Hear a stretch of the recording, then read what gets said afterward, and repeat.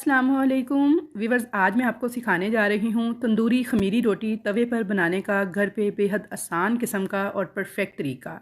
बेहद आसान तरीके से ये खमीरी तंदूरी रोटी बनके तैयार हो चुकी है। और यहाँ पे आप देख सकते हैं इसके front side back side colour देखें कितना खूबसूरत आया है। और यहाँ पे मैं आपको तोड़ के भी दिखा देती हूँ कि आप इसके अंदर से जाला चेक कर सकते हैं कितना परफेक्ट बना है। बहुत ही सॉफ्ट नरम मुलायम ये तंदूरी रोटी बनके तैयार हुई है। तंदूरी खमीरी रोटी जिसे मैंने घर पे आम सी चीज़ों के साथ जो घर पे मौजूद होती हैं तवे पे बेहतरीन तरीके से तैयार किया है। आज की ये रेसिपी मेरी स्पेशली मेरे उन बहन भाइयों के लिए है जो कि पाकिस्तान से बाहर रहते हैं और वहाँ पे उन्हें तंदूरी रोटी इजीली अवेलेबल नहीं होती। तो रेसिपी को आपने एंड तक वॉच करना है, पसंद आए तो लाइक और शेयर ज़रूर करना है। तो चलिए अपनी रेसिपी स्टार्ट करते हैं। सबसे पहले मैंने यहाँ पर ले लिया है आधा किलो मैदा जो कि आपने छान कर लेना है। अब इसमें मैं ऐड कर दूंगी दही जो कि फ्रिज का रखा हुआ ठंडा हरगिज़ नहीं होना चाहिए। नॉर्मल रूम टेम्परेचर वाला दही आपने ऐड करना है 1/4 कप या 4 खाने के चम्मच। अगर फ्रिज का रखा हुआ दही हो तो उसे घंटा पहले निकाल के आप फ्रिज से बाहर रख दें ताकि वो नॉर्मल टेम्परेचर पे आ जाए, फिर उसे ऐड कर सकते हैं। अब इसमें डाल देंगे पिसी हुई चीनी 1/2 टेबल स्पून, नमक डाल देंगे 1.5 टीस्पून यानी कि 1.5 चाय का चम्मच। अब इसमें डाल देंगे मीठा सोडा जिसे बेकिंग सोडा भी कहते हैं, लेकिन आपने बेकिंग पाउडर इस्तेमाल नहीं करना। यहाँ पे आप ध्यान से देख लें, मैं मीठा सोडा डाल रही हूँ। इसमें 1/2 टीस्पून मीठा सोडा मैंने डाल दिया है इसके अंदर। अब मैं इसके अंदर डाल दूँगी 1 अदद अंडा जो कि नॉर्मल रूम टेम्परेचर पे होना चाहिए। फ्रिज का आपने ठंडा अंडा इस्तेमाल नहीं करना। अंडा भी अगर फ्रिज का हो तो उसे 1 घंटा पहले बाहर रख दें ताकि नॉर्मल टेम्परेचर पर आ जाए, फिर आप उसे भी यूज़ कर सकते हैं। पिघला हुआ घी इसमें मैं डाल दूँगी 2 टेबल स्पून के बराबर। सर्दी का मौसम हो तो आप थोड़ा सा मेल्ट कर लीजिएगा, आजकल गर्मी का है तो आप ऐसे ही ऐड कर सकते हैं।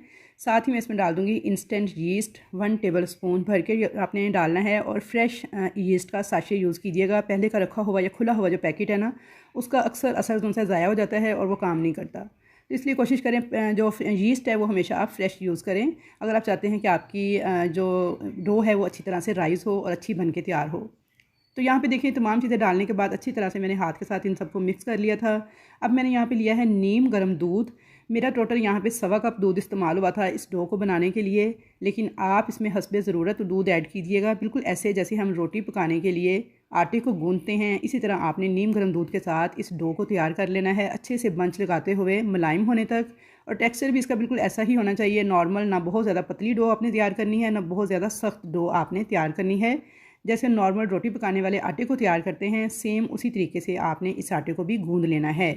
चाहे तो पानी से भी गूंद सकते हैं नीम गर्म, लेकिन दूध के साथ इसका टेस्ट ज़्यादा अच्छा आता है। तो यहाँ पे देखिए जी, मैंने अच्छी तरह से सारी डो को इकट्ठा कर लिया था। थोड़ा सा ऑयल लगा के मैंने इसे गूंद लिया था ताकि अच्छे से ये नरम मुलायम हो जाए। अब यहाँ पे डो हमारी रेडी थी। इसे मैंने एक बाउल के अंदर अच्छी तरह से ऑयल लगा के उसमें डाल के थोड़ा ऑयल इसके ऊपर लगा के इसे क्लिंग रैप करके एयर टाइट कर दिया था। अब चाहें तो किसी ढक्कन वाले एयर टाइट बाउल के अंदर भी डाल के इस डो को रख सकते हैं। अब गर्मी का मौसम है तो इसी तरह नॉर्मल हम काउंटर पे छोड़ देंगे तो 2 घंटे तक बड़ी अच्छी ये राइज़ हो जाएगी। लेकिन अगर सर्दी का मौसम हो तो आपने हीटर वाले किसी गर्म कमरे में छोड़ना है इसको 3 घंटे के लिए। तो आजकल क्योंकि नॉर्मल मौसम है तो मैंने इसे काउंटर पे ही छोड़ दिया था। 2 घंटे हो चुके हैं और यहाँ पे देखिए डो माशाल्लाह से हमारी काफ़ी हद तक राइज़ हो चुकी है। थोड़ा सा मैं इसे पंच करके इसकी सारी हवा निकाल दूँगी। इसे थोड़ा सा मैं इस तरह से इकट्ठा कर लूँगी ताकि इसके अंदर जितने भी एयर बबल वगैरह हैं वो सारे निकल जाएँ। अब इसी तरह से इकट्ठा करके इसे एक पेड़े की शक्ल में मैं काउंटर पे रख लूँगी और 4 बराबर हिस्सों में तकसीम कर लूँगी। इस मटेरियल के साथ हमारी 4 बेहतरीन बड़े साइज़ की खमीरी रोटियां बनके तैयार होंगी। अब इनमें से हर एक पोर्शन को पकड़ के मैं उसका पेड़ा तैयार कर लूँगी, बिल्कुल ऐसे जैसे हम रोटी पकाने के लिए पेड़ा तैयार करते हैं सेम उसी स्टाइल में मैं यहाँ पे 4 पेड़े तैयार कर लूँगी। इनको मैंने डाल दिया है एक डिश के अंदर, थोड़े थोड़े फासले पे रखेंगे और इनको कवर करके आपने राइज़ होने देना है 15 से 20 मिनट तक। ये स्टेप आपने ज़रूर से फॉलो करना है क्योंकि अक्सर लोग यहाँ पे गलती कर जाते हैं और फ़ौरन से ही रोटी बनाना स्टार्ट कर देते हैं, तो उससे फिर आपकी नान या रोटी अच्छी नहीं बनेगी। आपने क्या करना है, इनको 15 से 20 मिनट तक पैरों को इसी तरह से छोड़ना है कवर करके ताकि ये फूल जाएँ, यानी कि इनकी प्रूफिंग हो जाए। तब तक हम यहाँ पे एक काम कर लेते हैं, जब तक हमारे पेड़े जो हैं राइज़ हो रहे हैं। यहाँ पे मैंने 1 अदद अंडे की ली है जर्दी, इसके अंदर 2 से 3 टेबल स्पून दूध डाल के अच्छी तरह से मिक्स करके आपने रख लेना है। नान बनाते वक्त हमें इसके मटीरियल की ज़रूरत पड़ेगी तो इसलिए आपने इसे पहले से रेडी करके रख लेना है। साथ ही दूसरी प्याली के अंदर मैंने थोड़ा सा मेल्टेड घी लिया है। अब घी, मक्खन, देसी घी, ऑयल कुछ भी यूज़ कर सकते हैं। थोड़े से उसमें हरे धनिया के बारीक पत्ते काट के ऐड कर दिए हैं। अच्छी तरह से मिक्स करके ये दोनों प्यालियाँ आपने रख लेनी है एक साइड पर। तो अब नान बनाने के लिए हम पहले तवा गर्म कर लेते हैं। तो यहाँ पे मैंने एक अदद कढ़ाई ली है। तो व्यूअर्स, ये बड़े ही हल्के से मटीरियल की कढ़ाई है ना, जिसे कहते हैं ना फूंक मारते ही उड़ जाना, इतना हल्का मटीरियल है ये। अब इससे आप अंदाज़ा लगा लें कि कितने हल्के मटीरियल की लोहे की कढ़ाई है। और इसके ऊपर इस तरह से ये एक तवा बना हुआ है। तवा भी बिल्कुल ऐसे ही हल्के से मटीरियल का है जैसे छिलका सा होता है, यानी कोई इतना वज़नी चीज़ नहीं है। ये लोहे का है, ये मैंने दराज से मंगवाया है और ये इसे कहते हैं डबल तंदूरी तवा। इसके साथ ही ये कढ़ाई मिलती है। तो व्यूअर्स, ये इतनी कि आसान कर दिया ना इसने, नान बनाना, रोटी बनाना, तंदूरी रोटी बनाना, रोगनी नान बनाना, कीमे वाला नान बनाना, ये तमाम चीज़ें अब मैं मिनटों में घर पे तैयार कर लेती हूँ। उससे पहले मैं इसे नॉर्मल तवे पे तैयार करती थी लोहे के, तो उसमें टाइम थोड़ा ज़्यादा लगता था, लेकिन इस पर झटपट से तैयार हो जाती हैं। ये मैंने दराज से ऑनलाइन मंगवाया है। और अब यहाँ पे देखिए मैंने फ्लेम ऑन कर दिया है कढ़ाई के नीचे, और इस तवे को आपने इसी तरह कढ़ाई के ऊपर रख के ही इस्तेमाल करना होता है। हाई फ्लेम पे हमने देखिए यहाँ पे इस कढ़ाई को गर्म होने देना है, और जब कढ़ाई गर्म होगी उसके बाद तवा भी गर्म हो जाएगा। फुल तेज़ गर्म तवे के ऊपर आपने नान या रोटी को डालना होता है।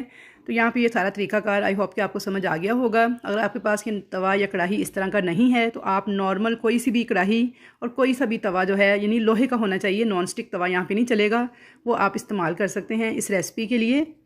जो मैंने पहले नान बनाने की रेसिपी शेयर की थी उसके अंदर मैंने दूसरा लोहे का तवा इस्तेमाल किया था, मैं लिंक डिस्क्रिप्शन में डालूंगी, अब वहाँ से वो भी इस्तेमाल करना सीख लीजिएगा। अच्छा, यहाँ पे देखिए 20 मिनट हो गए थे, हमारे पेड़े जो हैं फूल के राइज़ हो चुके हैं। अब इनमें से मैं एक पेड़ा उठाऊँगी और इसको इस तरह से थोड़ा सा मैदा डस्ट करके रोटी के स्टाइल में फैला लूँगी। वैसे तो इतना सॉफ्ट होता है आटा कि फ़ौरन से ही रोटी बन जाती है, लेकिन अब चाहें तो इस पर बिल्कुल हल्के हाथों के साथ बेलन भी चला सकते हैं। ज़्यादा प्रेस करके आपने बेलन को नहीं चलाना, बस बिल्कुल हल्के हाथों के साथ चलाना है। यहाँ पे बेलन चलाते हुए मैंने रोटी को काफ़ी हद तक बेल लिया था। तो अब मैं आपको पहले तवा चेक करवा दूँ कि कैसा होना चाहिए जब आपने रोटी को तवे पर डालना है। बाकी प्रोसीजर बाद में दिखाती हूँ। तो यहाँ पे देखिए हमारा तवा बहुत अच्छी तरह से गर्म हो चुका है। इसका थोड़ा कलर भी चेंज हो गया है गर्म होने से, और थोड़े से पानी के ड्रॉप इस तरह से आपने डालने हैं तो ये मोती मोती से बन के एकदम से डिसअपीयर हो जाएंगे, यानी गायब हो जाएंगे। तो इसका मतलब है हमारा जो तवा है ना बहुत अच्छी तरह से गर्म हो चुका है। फुल तेज़ गर्म तवे के ऊपर आपने रोटी डालनी है। ठंडे तवे पर आपने रोटी हरगिज़ नहीं डालनी, वरना रोटी सही नहीं बनेगी। अब यहाँ पे देखिए जो रोटी हमने बेली थी इसके ऊपर थोड़ा सा बेलन मैंने मज़ीद चलाया है और हाथ से इसे इस तरह से रोटी बना ली है एक दफ़ा। अब मैंने इसे दोबारा से डाल दिया है काउंटर पे, और इसके ऊपर ना नलके का नॉर्मल पानी आपने हाथ की मदद से इस तरह से लगा देना है। हाथ फेरते हुए आपने अच्छी तरह से रोटी को बैक साइड से गीला कर देना है, और यही वाली गीली साइड हम तवे के ऊपर डालेंगे तो ये तवे के साथ चिपक जाएगी।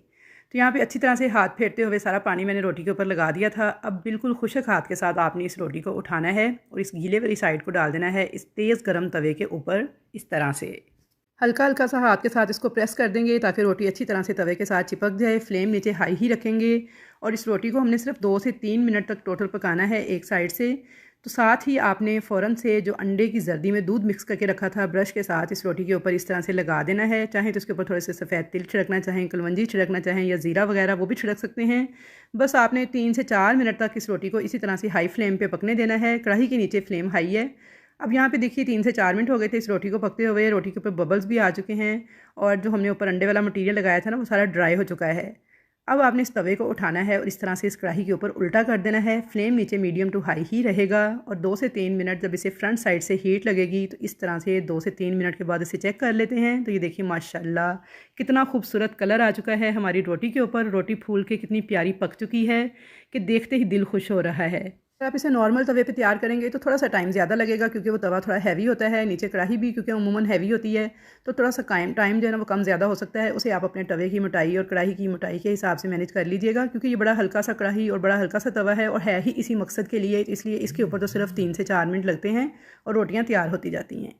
अच्छा, यहाँ पे देखिए ये जो रोटी है इसके ऊपर मैं थोड़ा सा घी लगा दूँगी जो मैंने धनिया में मिक्स करके रखा था, और रोटी को मैं बैक साइड से थोड़ा सा पका लूँगी 1 से 1.5 मिनट तक मज़ीद। उसके बाद आपने इसे चम्मच लेना है फ्लैट, उसकी मदद से हल्का हल्का इस तरह से उखेड़ना शुरू करना है। अगर रोटी बड़ी आसानी से तवे को छोड़ती जाए तो इसका मतलब है रोटी बैक साइड से परफेक्ट तैयार हो चुकी है। लेकिन अगर रोटी थोड़ा सा छोड़ने में तवे को दुश्वारी पेश आए तो इसे 1 आधा मिनट मज़ीद पकाइएगा, इसका मतलब है रोटी अभी बैक साइड से कच्ची है। तो यहाँ पे सेम उसी तरीके से मैंने एक दूसरी रोटी भी तैयार कर ली थी। तो ये देखिए माशाल्लाह से ये भी कितनी परफेक्ट बन के तैयार हुई है। आपको मैं इसकी बैक साइड भी चेक करवा देती हूँ। तो ये देखिए माशाल्लाह कितनी खूबसूरत रोटियां हमारी बनके तैयार हो रही हैं, और इतनी गर्मा गर्म रोटियां जब आप बना के सर्व करेंगे ईद उल अज़हा पे गोश्त के साथ तो यकीन करें ईद का मज़ा दुबाला हो जाएगा। तो यहाँ पे देखिए वीवर्स, रोटी को मैंने आपको दोनों साइडों से चेक करवा दिया है, कितनी बेहतरीन बन के तैयार हुई हैं। इसी तरीके से मैं सारी रोटियाँ, सारे नान इस तवे पे तैयार कर लेती हूँ झटपट से। तो अब इसके ऊपर वो घी लगा देंगे जो कि हमने धनिया में मिक्स करके रखा था। तो यहाँ पे आप फाइनल लुक देख लीजिए इन रोटियों की, मैं आपको तोड़ के भी दिखाती हूँ। वीवर्स, इसी तरह मैंने आपको कीमे वाले नान, आलू वाले नान, तंदूरी नान, रोगनी नान सब इस पे बनाने सिखाए हुए हैं। उन सब के लिंक मैं डिस्क्रिप्शन में डाल दूँगी, तो वहाँ से देख के आप ईज़िली रोगनी नान, कीमे वाले नान, तंदूरी रोटी, बाजरे की रोटी, मकई की रोटी, ये सब चीज़ें आसानी घर पे तैयार कर सकते हैं और घर वालों से दाद वसूल कर सकते हैं। तो आई होप वीवर्स कि आपको मेरी आज की नरम व मुलायम तंदूरी रोटी, खमीरी रोटी बनाने की रेसिपी ज़रूर पसंद आएगी। रेसिपी अगर पसंद आए तो वीडियो को लाइक और शेयर ज़रूर कीजिएगा और अच्छा सा एक कमेंट करके मेरी हौसला अफजाई ज़रूर कीजिएगा कि कैसी लगी आपको ये रेसिपी और कैसी आपकी रोटी बन के तैयार हुई। तो इंशाल्लाह ताला मुलाकात होगी आपके साथ ऐसी ही मज़े की रेसिपीज़ के साथ। तब तक के लिए मुझे दीजिए इजाज़त। अल्लाह हाफिज़।